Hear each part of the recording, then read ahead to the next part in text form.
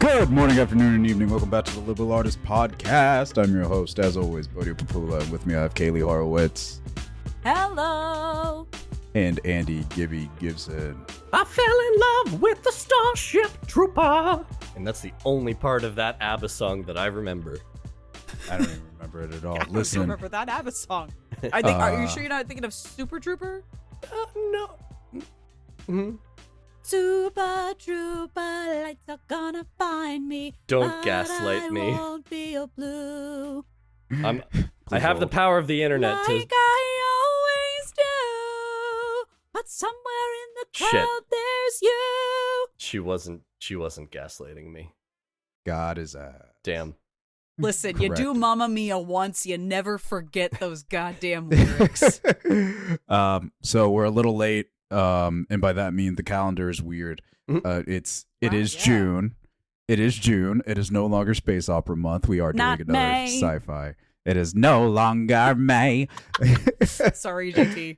I hope this doesn't affect the world tour. Listen, we're doing Starship Troopers.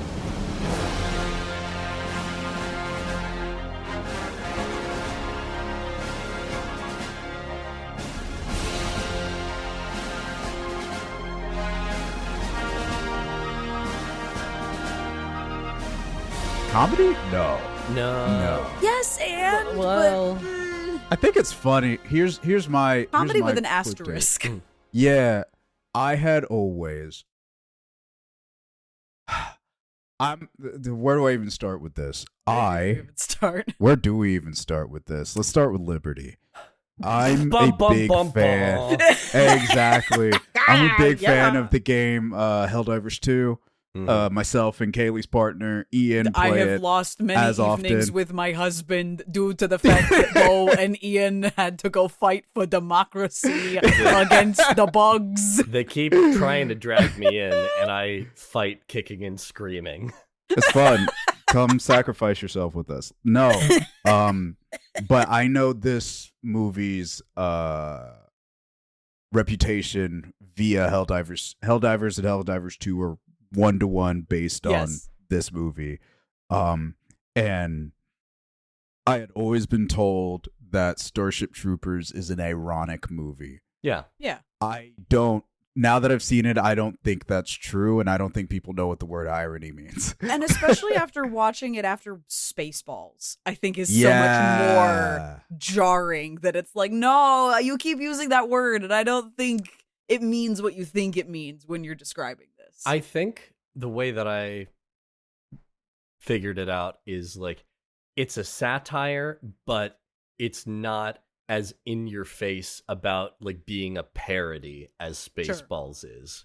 Like, See, I don't even think it's satirical. well, it's like presented as straight, you know, but the Yeah. elements of itself are so extreme that I think it's parodying so much else. The way I've read about it was that the original book is just played straight, no irony, nothing. Mhm. It's exactly as presented. However, the movie version has more of those satirical elements to it, and not like satirical haha funny, but satirical as uh-oh fascism. funny, I don't but even- not funny, haha. Funny bad. Funny, Yeah. scary. So before we keep going, quick synopsis: Starship Troopers is a story about our main protagonist is Johnny Rico John Shoot graduating. John Call of Duty Shoot a Man. John Halo. John Rico analysis. John video games. John a duty. He and his friends graduate high school and join the future military. Yeah. Where he goes they all go off into space, they all go into different specializations, and we follow their lives, mostly John's in this movie. Yeah. Their lives in the military and them leaving each other's lives, intersecting, coming back and forth. Ultimately, war starts. War were declared. Mhm. Shadows Futurama. War and- never changes. And their enemy, rather, not energy, Jesus, is race of semi-intelligent, definitely tactful, giant killer bugs. Yeah. From outer space. Mm-hmm. Can I just say, why? I know there's a reason for it, and I'm just blanking on it right now. Mm-hmm. It's always bugs. Why is it always bugs? Because have you Men noticed in Black, Ender's Game? Yeah. Like, it's always bugs. Have you noticed that bugs are superpowered weirdos and our only saving grace is that they're tiny? Yeah. What happens when they're not, Kaylie? It's fucking scary. You ever considered like how much more an ant can lift than its own body weight? If they were but also how size, much does an ant weigh? Yeah, but if you scaled it Do they up, even is what I'm lift? saying. Like if you see scaled them it at the up, gym working on their grind. True. If you scaled it up and physics allowed them to be able to do the same, yeah, it's like, uh-oh.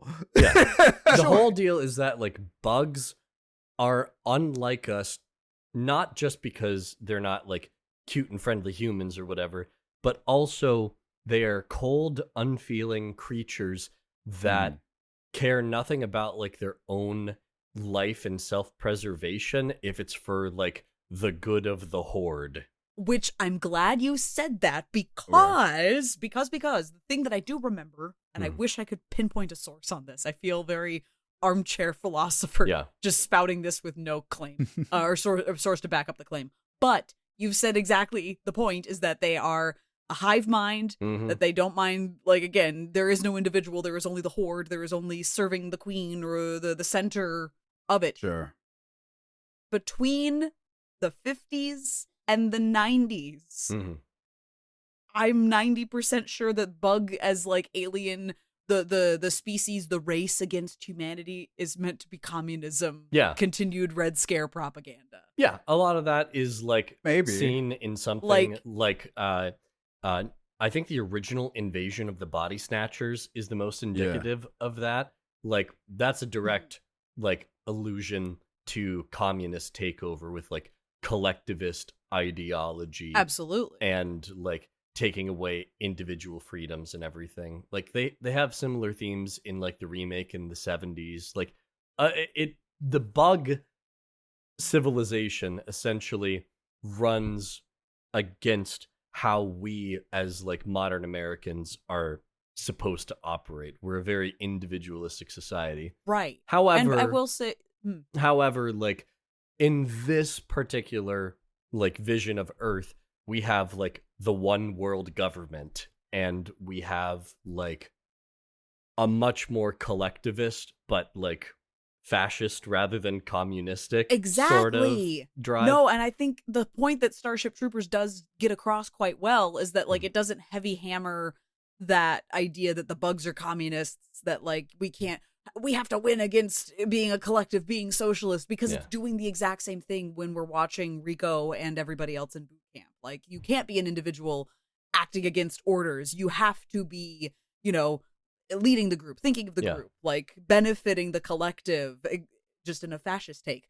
That it's like, I started thinking about it and I was like, ooh, actually, this movie's so much more diabolical in its commentary by not saying anything, but really doing an excellent job of just showing you the two sides.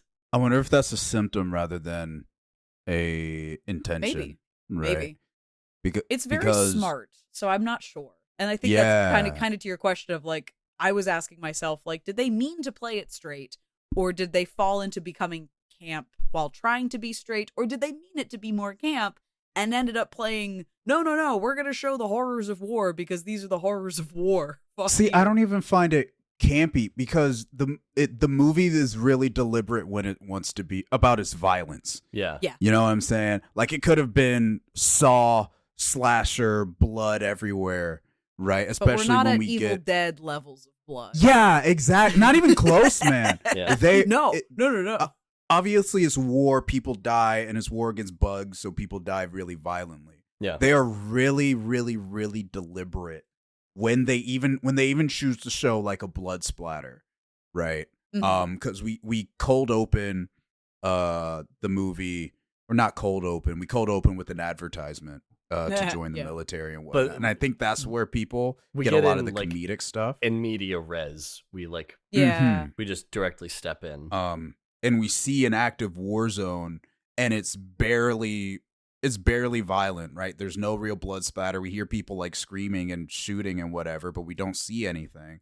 It's only when, after we've gotten to know our characters, when it's become personalized, then we see the blood splatter. Yeah. When we are walking with Rico and the Roughnecks, and they're walking through a war zone, it's really clean until we get to the point where they want you to feel imminent danger. Yeah. And then we see, okay, there's bodies here, bodies here, bodies here. Now we're inside. The bugs are smart. Oh, this bloody in here. Yeah. You know what I'm saying? Yeah. It becomes a massacre. Like, They realize Was a they're trap! overwhelmed. Yeah. Yeah. Like, some of that violence is there, like, in the opening, but I think you're right in that it, like, doubles. In that opening scene, like, from the front, we see, like, the news anchor getting torn apart. Right, like it's like sci-fi violence. Yeah. It's a little exaggerated, where it's like, oh, people are getting lifted up and speared by these bugs, but you're not seeing as much of the blood, but you're definitely getting that implication of like, oh God, something horrible is happening. It's a monster movie. You don't get to see the full monster, the creature fully enacting its violence. You're seeing, the camera being shuffled around and seeing the people running and then hearing the screeches. And then maybe you're seeing kind of parts of somebody get cut in half by these pincers. But like, your point exactly. You're not getting that full blood, gore, viscera until once we've become, and this is the first invasion against the bugs in retaliation for the meteor. It went badly.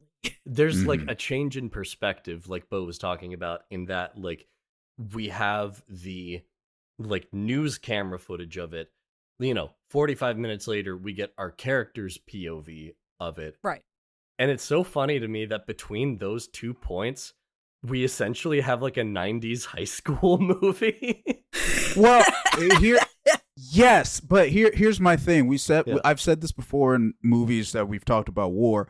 War is fucking boring. Yeah.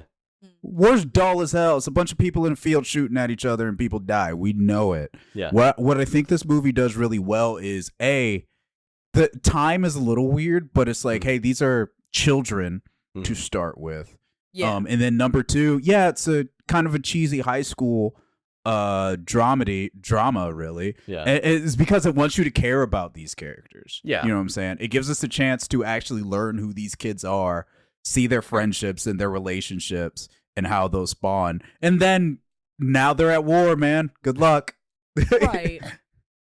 Stating the obvious in case it hasn't been, but also, wow, it's like the movie that came out almost 20 years after our involvement in Vietnam changed a lot of people's minds about war and our involvement in it and gratuitous violence and what is or isn't shown to a general populace about the real horrors and brutalities of war. And to what end are we doing this fighting for? Against and an I think enemy these in children. a foreign land in which you do not know, mad far away. Like the use of tunnels all over the place in a strange landscape. This movie is so, we survived, the protest, like whether or not, because I don't know anything about like the crew and the involvement, like for these folks of like, were any of them veterans or had any like peripheral familial experience directly involved, but whether just living through the protests, just living through any form of either themselves or connected service, this is one of those movies where I'm like, oh yeah, there are some real dramas and experiences and events that got put into the ingredients for baking this movie. That it's very hard to not read that into the way we get to see things through these characters' point of view. On a side note, I'd really like to talk about some of like the aesthetic and design choices in that like in that in-between period with like the high school shit going on. It's so interesting to see like what did people think 30 years ago about what the future looks like? Because we have such an idea of like what people thought that was all about in like the 50s with like futurism and everything like that. But to see like the 90s when it's so much closer and there's more like carryover everything. It's really interesting, like how they use all of the screens and all the different technology that really isn't like that far off from what we'd be doing, while also retaining so many of those like 90s like aesthetics. Like the prom scene basically looks like it could have been out of like 10 Things I Hate About You or Shameless. And there's something very like charming, and I think that's what adds to like caring about the characters, despite the fact that like they are very much like stock high schoolers, you know? No, like, I think that's the charm of the like the the first 30 minutes where we're establishing who our characters are, how they've lived, like what this world, what this universe is like, yeah, there are the technology pieces of, well, it'll be the future, and so we'll have this and this, and save for the fact that unfortunately we've pivoted into having like no meaningful contact with educational tools by making everything a touchpad or a laptop. The idea in this version, at least, though, that you're still having to teach biology, which means you're still gonna have to dissect something. It's a gross bug creature, but it's just like doing a frog or a baby pig or something like that. Exactly. The dances, exactly. There's still such a teenage human desire of like, nope, this is what you need: the entertainment, the dance floor, some food, and everyone's gonna be a little bit sexy.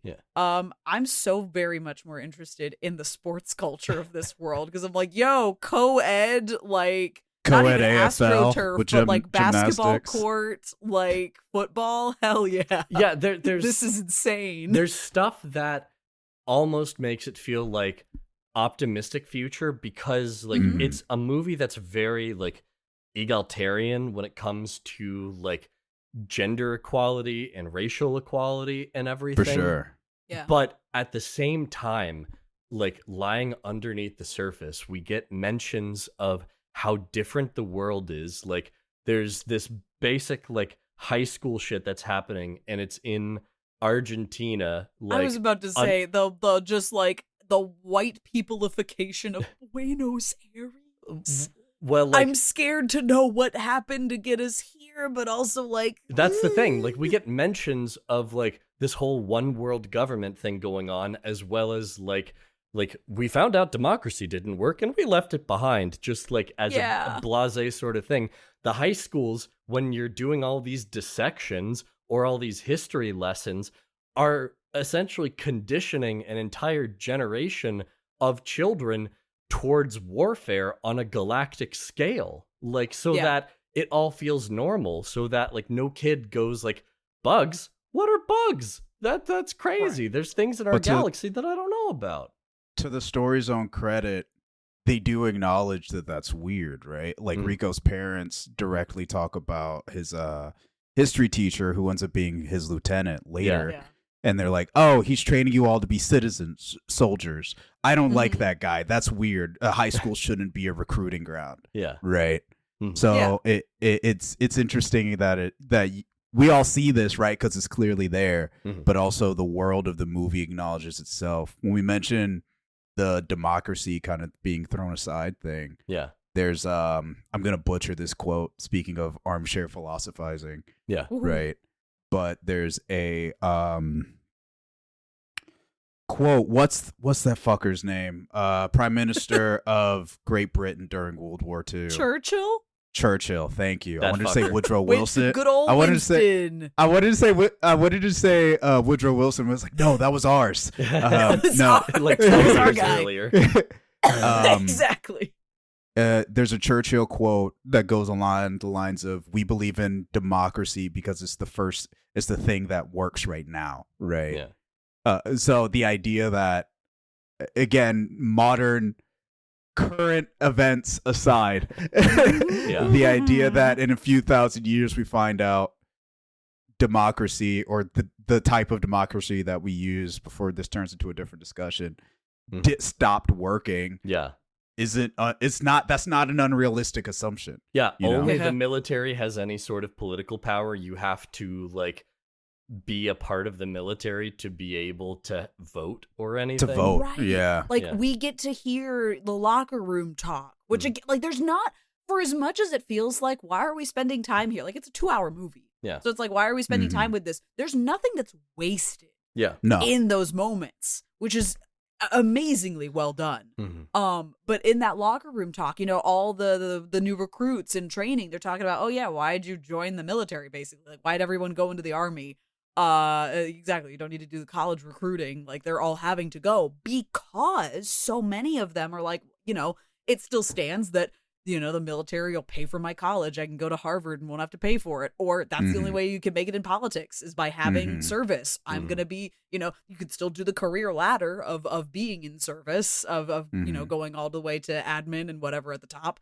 But like, there is so much that is predicated on you have to have citizenship through some form of service to a world government, whereas everyone else is just a civilian. And who knows? We don't get like full detail, but it's that like, yeah, I can imagine there's probably not much you can do without being a citizen.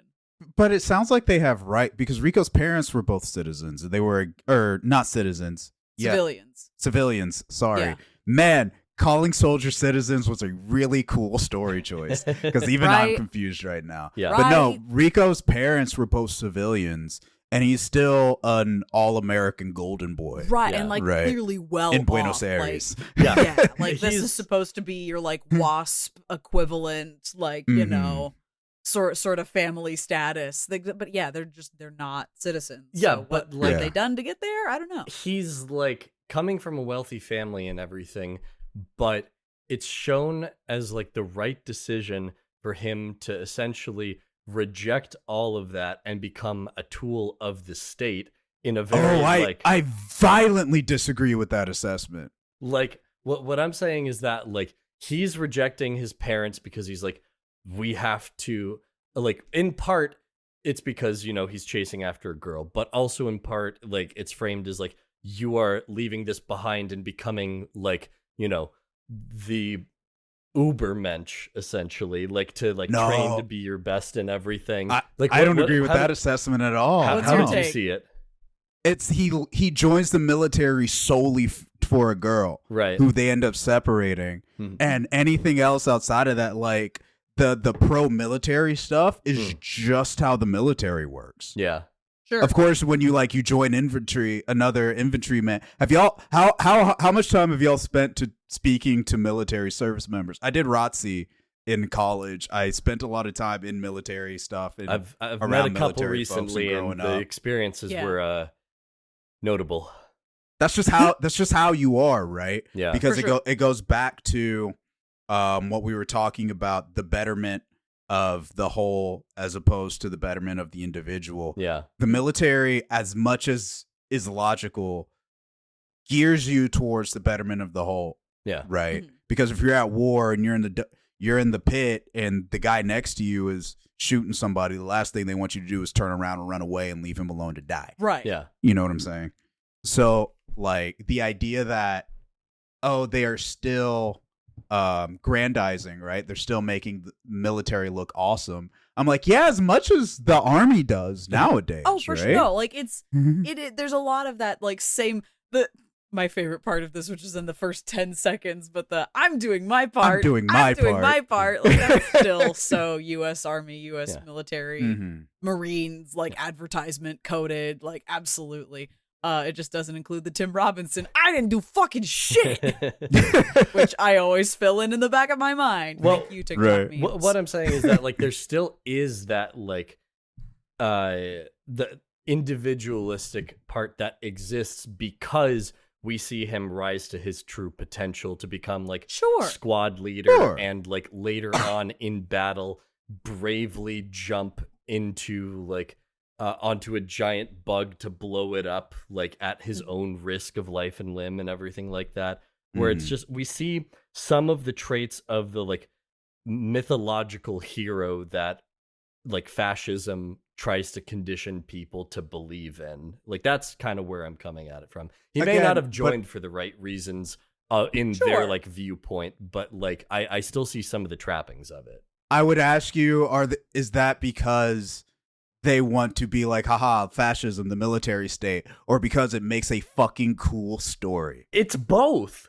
That's the whole deal. Like It definitely, Yeah. you definitely can be. That's the thing, because it's both. I'm gonna be honest. This is nothing against the actress, playing Cameron Dizzy. Inez. Yeah. But Cameron. Yeah. She struck me as like a sociopath the entire Man. time. Like, Welcome to dating pretty women, Kaylie. Glad I don't have to do that. No, because that entire movie, and they do the teenage like high school drama kind of love triangle-y thing where like, you know, there's Diz, who is on the football team with Rico, and like, you know, she's having a pining unrequited love beat, whereas he is with, you know, Cameron, but she's, even when they're like dating, she's weirdly detached and avoidant from him. That when they go off to the academy together, and you know, she's gonna go be a pilot, so they're doing different trainings, and then she's like, actually, I'm breaking up with you. And then pan to the guy next to her in the cockpit is who was on the rival football team. You know, they're going, but even when she's with him, it's like, girl, do you even give a shit about anybody? Like, I think that's to Gibby's point, where it's like, I don't even know why you're here. Like, you're trying to prove something for yourself too, clearly. Like, you like, she's got her own goals. Yeah. But as much as we're trying to tie relationships into some of this, that's absolutely why Rico follows her. Like, he is in love with her. But, you know, there's always that, like, that narrative of it could be a happy accident. Like, that wasn't how you planned to join here, and if it wasn't for that person, you wouldn't be here. But actually, look at you, the cut of your jib, you are cut out for this. Like, you can excel in this environment. But the relationship component itself of her not wanting him and then wanting somebody else, I'm like, I don't even think you want any of them. What are you doing? She's a military, and I think, to kind of accent what y'all are saying, that's the piece I think is missing. We have everybody else's motivation for joining the military. Rico's following Cameron. Diz is following Rico. Yep. Everybody else, they're farmers. They want to be career whatever. Neil Patrick Harris is just a psychic. He's a psychic, and he has nothing better to do, which is weird. We'll talk about that later. We'll come back to him. Yeah, continue. But like, if anybody is indicative of, yes, the military, yes, everything, it's Cameron. Because we never get her motivation for wanting to be a pilot. I think just like, being a pilot is awesome. Yeah, Yarg. Yeah, look at that shit. Like, she's flying a gigantic spaceship. Like, sometimes that's she's right. Yeah, yeah, she's that's right. That's just cool. Fucking cool. That's pretty cool. She avoids meteors. She like she's the best at parking. Like, So Gibby, why are you more forgiving of Cameron than Rico in this case? Well, think about it like this. Like, how many people are in relationships when they're 18 years old in senior year of high school, and one person's like, we're going to make this forever, baby. And the other person's like, I want to go live my life, actually. Like, man, I get it. I get it. Like, but it's just kind of like, yeah, man, it's a little unrealistic for you to think as an 18-year-old that, like, this is your forever. Like, most people, it doesn't work out for them like that. And, like, Rico just rejects the possibility. Meanwhile, there's, like, an incredible woman who's just like, please don't make me an Eponine. Please. Right. And it's just like, sorry, girl, you're the Eponine in this one. Okay, but like, a couple things. First off, I don't think that's true. I think you're giving Canberra a lot of credit that she doesn't deserve. Yeah, and she's flimsy in a lot of ways where she's like, oh, but new boy. Yeah, I'm not saying that doesn't exist. I'm with Kaylie. It's like, I don't even think she's into the new boy. I think he's just there. So us, the audience, are like, fuck that guy. Yeah, exactly. But he's the foil. If I'm being honest, I think except for Diz, I kind of hated everyone equally. What's wrong with Ace?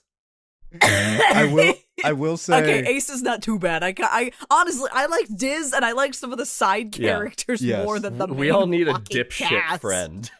Ace is awesome, and he plays the fiddle. I was like, look at this guy. Well, look at him go. Also, he's quirked Gary up white boy Busey's with a little bit of swag. Like I was just like, funny. Why do I recognize those teeth? It's Gary Busey's kid. Yeah. Stop. That's so mean. No, he just looks like him. I'm just... It's not an insult to say you look like your dad. But No. also shout outs to Rico when you're dating Cameron and Diz is your second choice. I'm like, man, both those choices are pretty good. It's a pretty good life. Like you got two hotties who are two really capable hotties who are into you, man. Yeah. I think this is a win-win. Yeah. However, I will say again, when Cameron breaks up with Rico over mail, and then is like, we can still be friends, write me. I'm like, this is every breakup I've ever had in my life. Fuck you. This is like late high school shit. This is 18, 19-year-old shit, man. This is 33-year-old me still dating women type beat. God I'm damn, breaking man. up with you over text type shit. Fuck. And then Ace comes up. It's like, it's funny how they always want to be friends after they rip your guts out. I'm in my living room screaming, real, true. All right, so this took a turn just that like I didn't me, expect. for real. War never changes, and neither do shitty breakups. Unfortunately, no matter how handsome we are, we will never have that fucking jawline. I was like, Rico looks like the sprite of the Doomslayer from the originals. Like he looks like BJ True. Blazkowicz. Like he looks, you could cut like metal with that shit, man. That's insane. It was good. I really enjoyed even disliking the characters who I disliked. I really enjoyed. I felt like even they did really quick. Here's the next grunt. Here's their personality. Here's who they are. Yeah. And immediately I was able to start caring about these characters, which is what you want in a war thing, especially when you have like your disrespectfully your cannon fodder. Yeah. Yeah, You know what I'm saying? I mean, every story involving war and something along those lines, slasher film, you kind of know it's like, all right, who's gonna be on the chopping block? Right. I mean, yeah, technically anybody here could die, and technically our main character does. Only briefly. He got that was punched a in the weird leg. choice. Which That I was do a have weird questions. choice. I've got questions about that in the world logic, because why is it that some of them can be resuscitated that way, but not others? Yes. Well, I'm gonna say this: like he got punctured in the leg, and they put him in the back to tank. Like Diz gets speared through vital organs on the battlefield. Spoilers. Spoilers. The movie's like almost as old as I am. Like Diz gets 29. speared. Like his lieutenant teacher like gets his like lower body completely ripped off. Like shit. Yeah. I get it. Like No, He gets- yeah, like But again, the teacher gets Lieutenant Dan. We saw a guy in the beginning of the movie with no legs. He would have been fine. yeah. I think like he that's didn't wanted bleed to out. go out, you know? Yeah, I think that's also true. That's also the moment of like, will he like stick to his word of like, you know, I'd expect any of you to do the same to me after we see him like shoot that one cannon fodder guy. I think it's that, and I think it's also presenting that in this world as noble and like an honorable death, like For sure. to continue like the imagery of this society and their values. You know, the whole deal is that it's like might makes right, like, and that they are presenting themselves as victims after they have invaded the space and disrupted essentially a sentient civilization. Like they fucked around, and then they found out, and they said, "Oh, I didn't want to find out. I wanted to manifest destiny." Does that matter when you're at war? Yeah, because we started the war. Like, Yeah, but starting it, sure. But once you're on the we're getting heavy. Once you're on the battlefield, right? A loss of a life is still a loss of a life. yeah, for You know what I'm sure, saying? for sure. All I'm saying is that like you have a society in this is both like imperialistic and aggressive, but also tries to present itself like as the victim. It's the classic like American foreign policy of like we're both David and Goliath. See, Like, again, I didn't get that either. Yeah. The idea that the society as a whole is presenting itself as a victim. Definitely the manifest destiny part. Well, think and the about part that how they present are during there. like the Buenos Aires like destruction, where they're putting on like the somber news media that's like, Gibby, a city got nuked. yeah, of course. The whole deal is that like they're presenting it, rightfully so, in that situation as like this is a tragedy that has befallen all humankind. It is, Because it is. but it also wouldn't have happened like if we hadn't like fucked around Sure. with a different planet Sure, and but civilization. When millions of people die, you're just Yeah. gonna be like, "Well, that's your fault, stupid." No, I don't have that same response. I mean, there's a question to be had because again, I'm always thinking about the way that this filmy? Yep, that's where we're Yeah. at. The way this movie is, shot and framed, Yeah. using these like web, news little clips like online, propaganda advertisement tools. Like it's showing us what, here's the Federation narrative kind of stuff. Mhm. And I believe further, backstory and then next things, what happens next comes out of the sequels. Yes. But the thing that I was thinking about for the attack on Buenos Aires is, the World War II Pearl Harbor conspiracy question is did, in this case, in the United States' case, president have an inkling that Japan was going to launch an attack on our own territory and chose to not do anything, knowing that would then create enough public response to want to become involved in the war? Because it was an unpopular opinion. There's again, conspiracy or not, that logic of, we should get involved, yes. but war is an unpopular thing to do unless, exactly, David and Goliath, we become the victim by letting ourselves get attacked.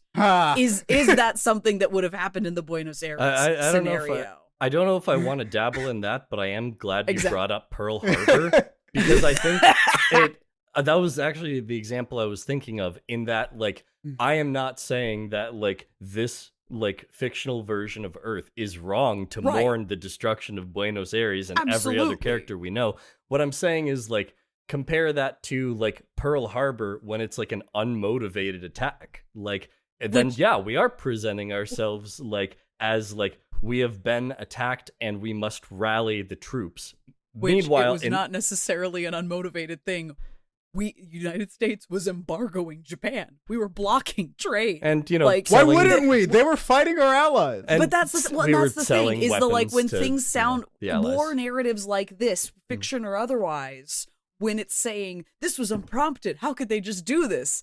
That's the thing that makes me go, so what else was happening that we weren't told about in this narrative then? Yeah. What might be also happening? What was happening is they didn't know that the bugs had any sense of intelligence. For sure. No, that's like the discovery made through this, is that they're smart bugs. Wow, they're not just animals. Crazy. They can plan. It's like the raptors in Jurassic Park. Like, they communicate. We messed around with something that we didn't understand, and we got the consequences of it.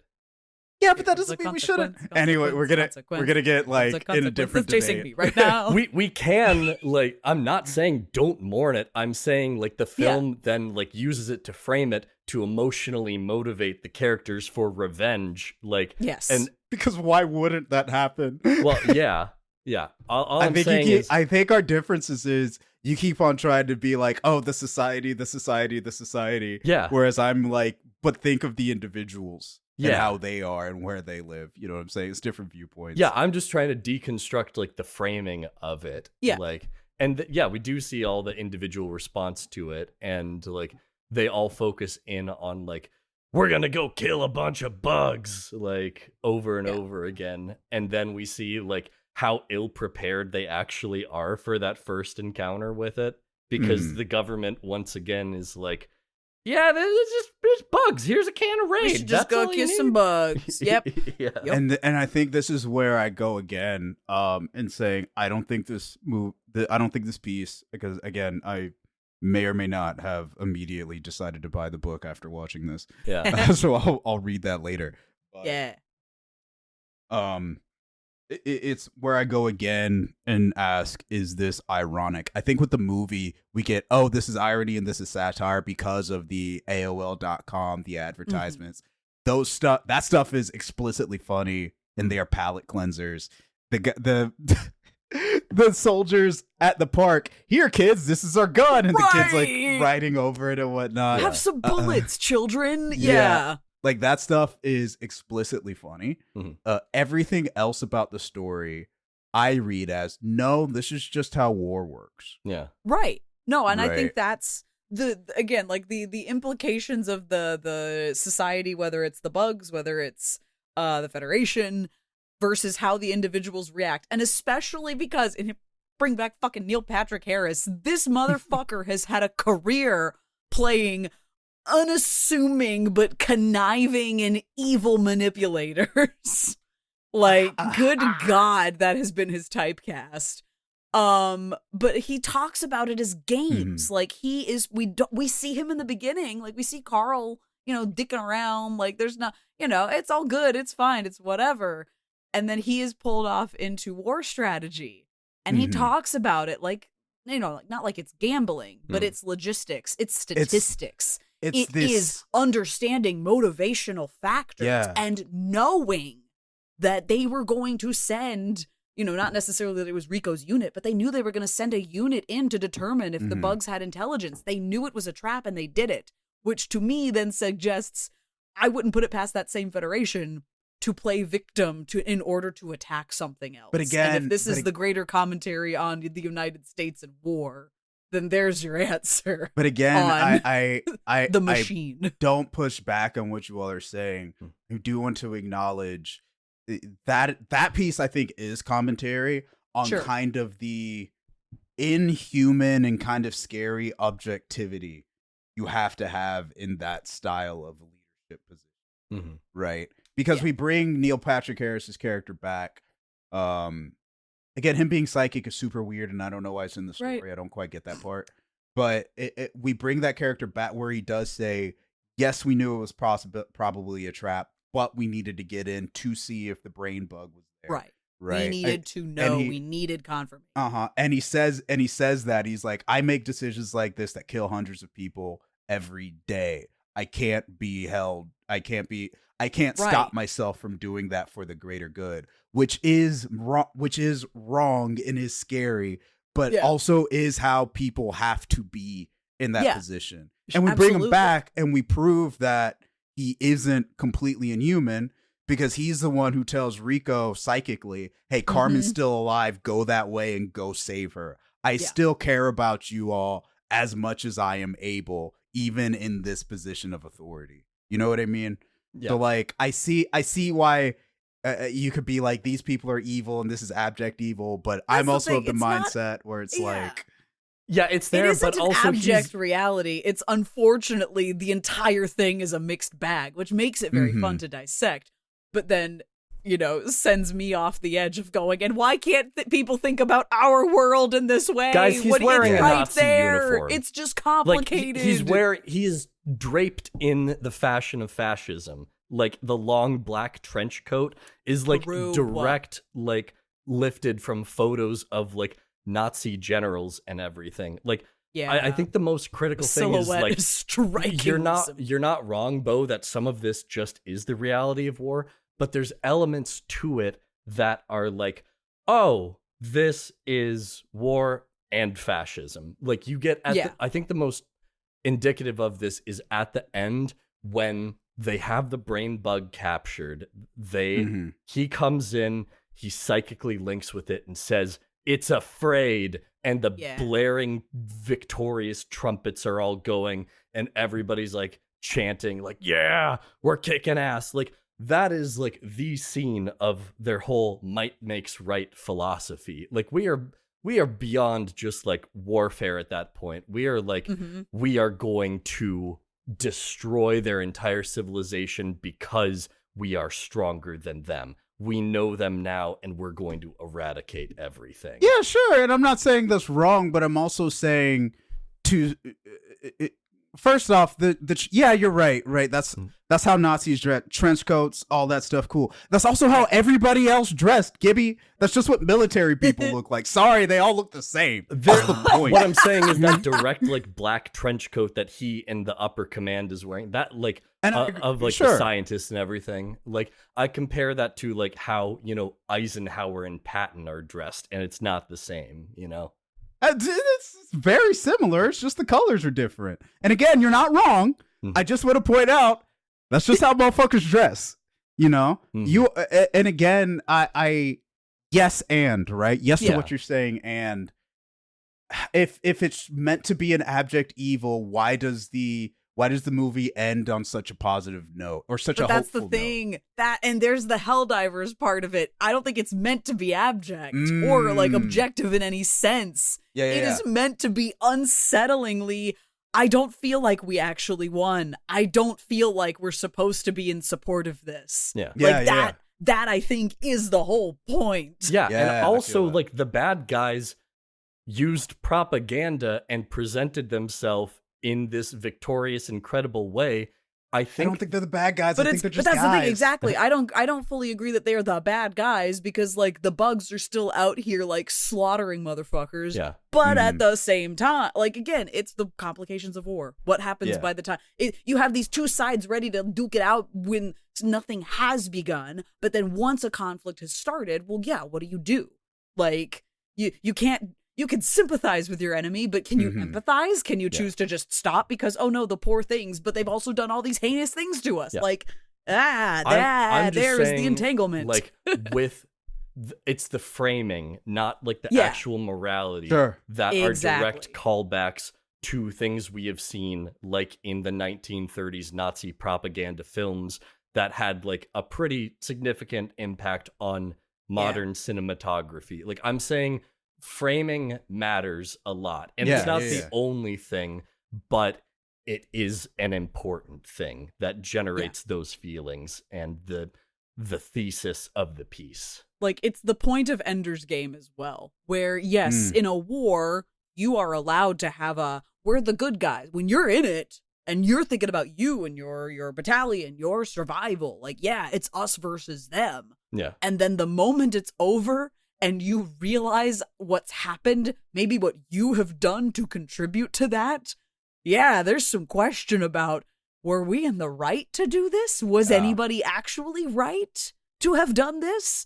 Because Ender's Game does a similar, like, you know, the trick of, oh, this wasn't a simulation. You just killed all of those species. And you thought it was a test, and it was, but it wasn't a simulation. And then you have to grapple with that. You know, this is a similar like rug pull of, okay, we captured the bug, but we're not, there's nothing. We're going to torture it now. That's fucked. Like, that's also fucked. The goal to me is not for the characters to question whether it's right or not, because in their perspective, of course it's right. Everything that they led to in their lives, these tragedies and these challenges, is telling them they did the right thing. It's 100%. Up for us to deconstruct the POV to say, ding, ding, ding. Hey, wait a second. What just happened here? Yeah. Final thoughts. How are we feeling? Dude, this movie's fucking whack to watch in this current day and age. What a time. I might follow suit with you and read the book if I have time. It's summer reading. We'll see. Hell yeah. Summer before 6th grade, I read Ender's Game. Summer before 26th grade, maybe we'll read Starship Troopers. I really enjoyed the movie. It's good and also kind of scary. I have no other notes on the movie except for the fact that I lost my heart to a Starship Trooper. It was actually Sarah Brightman and Hot Gossip, not Abby. Golly. I mixed those up but at the beginning. But it did come from somewhere. We got the correction. You didn't hallucinate it. Same era. It's a real thing, just, you know. I think our debate, or the debate we've been able to have real quick about this movie kind of proves how rad it is. Yeah, it's fucking great. This movie fucking rules. Those of you who think you know irony, maybe look up the definition. And my own biases aside, I was watching this And it's right after Rico, Diz, and Ace join the Roughnecks, and they're triumphant, and they're doing the like flyover and bombs. I'm like, fuck, I'm the problem. This is rad as hell. I'm wrong. Am I evil? Fuck. That's the unfortunate part. A lot of you and your homies on an adrenaline high. Let's go get tattoos. Yeah, let's go. A lot of immoral shit looks really fucking cool. Exactly. Like they're not wrong. We They're have a not goddamn, wrong. It looks like, pretty cool. We have a fucking like B-52 bomber every time that we play the Iron Bowl. Shit looks rad as hell. Every other country in the world's like, what the fuck are you doing? What are y'all doing right now? Ah, America! I'm the problem. I might be. But who isn't the problem is our lovely listeners. Thank you so much for joining us on this episode.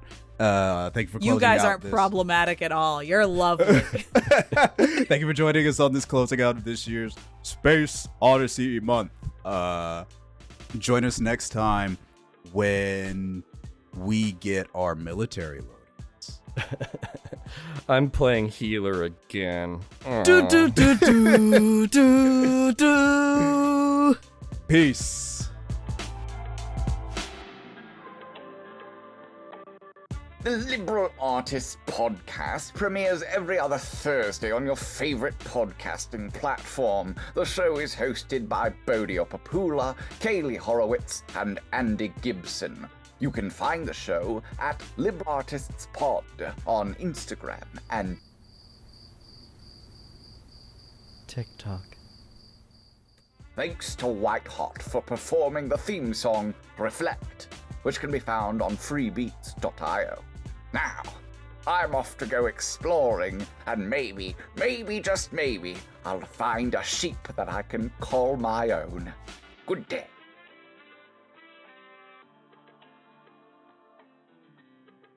What a movie. What a fucking movie, Right. dude. It's rad as shit, man. God, like... Again, I just really don't think people know what irony means. Like, it bothers me so much. People are like, this is ironic. I'm like, I don't think you know.